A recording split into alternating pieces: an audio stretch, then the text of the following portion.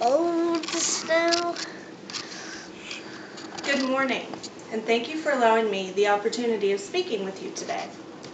My name is Holly Kennedy, and I'm going to spend a few moments talking about a disease that has affected between 3 and 6 million people in America just in 2011, including myself. Now I want you to close your eyes and imagine that you're waking up in the morning. You've hit the snooze button several times, and you're now finally ready to get out of bed. You sit up, you stretch a little, you hear some joints pop, you're achy, and you think to yourself, I'm 30 years old, and I feel like I'm 80. You walk slowly into the bathroom to start your shower, being very cautious to get the temperature just right. Too hot, you'll regret it for the rest of the day. Too cold, and your joints are going to be more stiff. I have suffered from chronic fibromyalgia since 2006.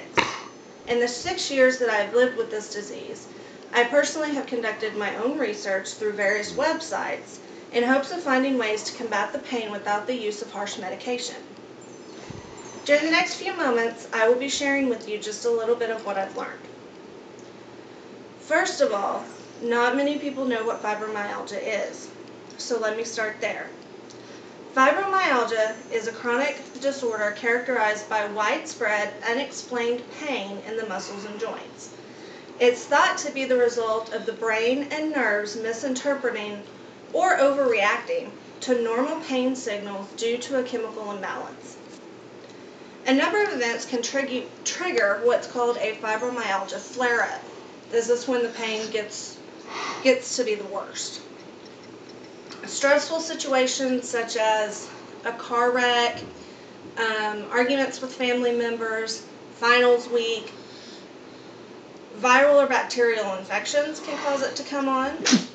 Eating the wrong foods or drinking excess caffeine, eating salt, for example, will just make you retain water and make your joints ache even worse.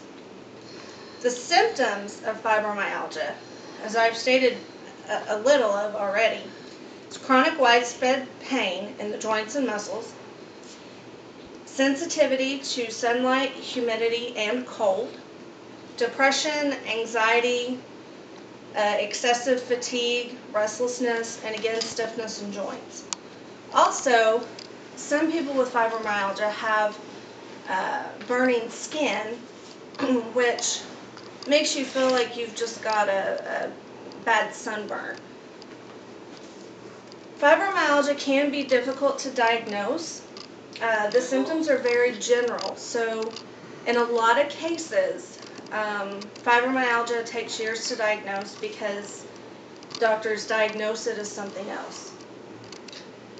Some doctors and researchers don't even consider fibromyalgia a quote-unquote real disease. So it's important to see a rheumatologist who specializes in this kind of disease to get the proper diagnosis.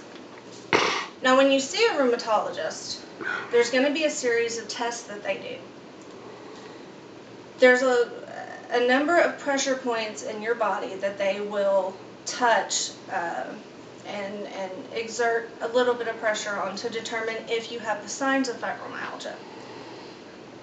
Both sides of the back of the head, both sides of the neck, the top of the shoulder blades, both sides of the upper chest, outside of each elbow, the both sides of the hips, and inside of the knees. This is going to be where your joints are more likely to feel the most pressure.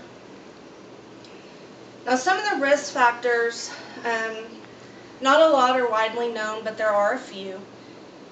Fibromyalgia does not discriminate, although women are 8 to 9 times more likely to have the disease than men. Young children have also been known to suffer from this as well. Now, it's more likely to happen in the young stages of your life, between the ages of about 20 to 50. Now, if a family member has been diagnosed with fibromyalgia or an arthritic condition, even maybe rheumatoid arthritis, then you could be more likely to have it.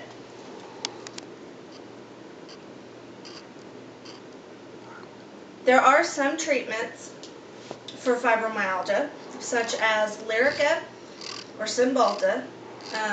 Both of these I have taken. I can say that with the Lyrica in particular, about 50% of the people who take it don't exhibit any more signs of the fibromyalgia. However, in about the other 50%, they have the side effects of the Lyrica, which oftentimes, well, in my case, were worse than actually dealing with the fibromyalgia pain itself.